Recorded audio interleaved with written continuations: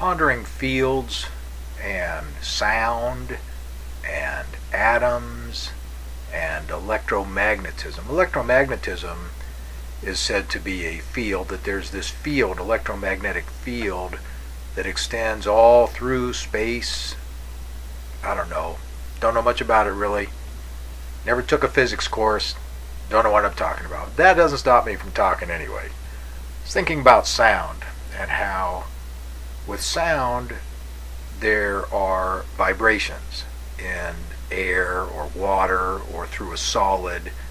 So there are these atoms and sort of an atomic field in waves that wave, and sound is propagated through these fields.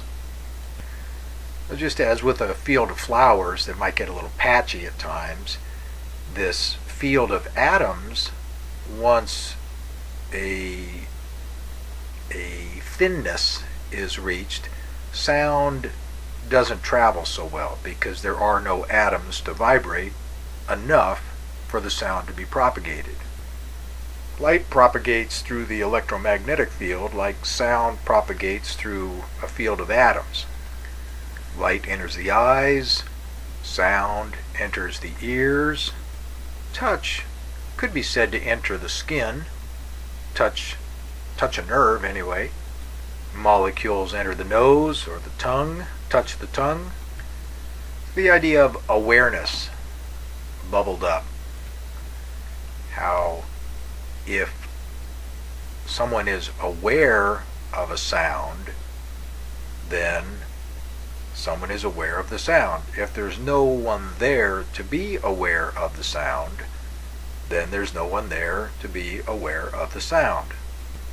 A recording might be made of a sound, of a sight.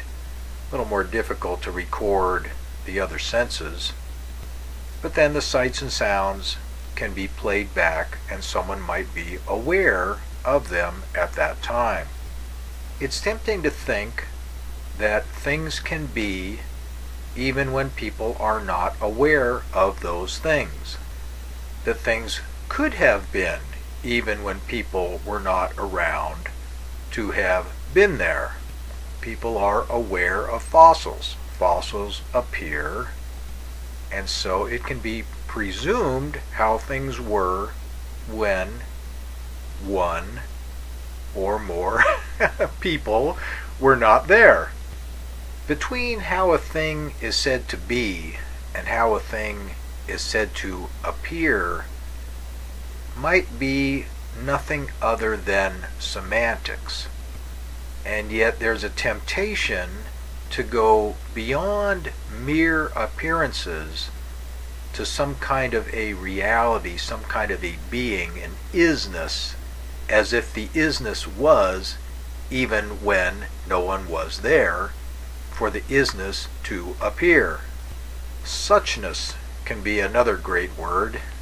Things as such appear to be as such. Things are as they appear to be.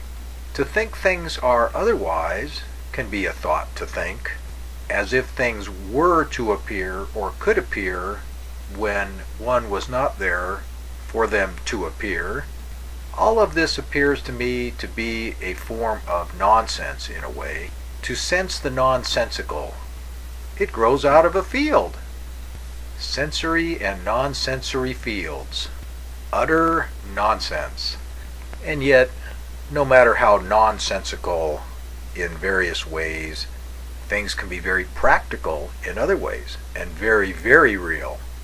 And so, I'm not sure what to make of all this, aside from a batch of words, a form of regurgitation of thought. That's how it appears to me. At any rate, I like to say, for a spell.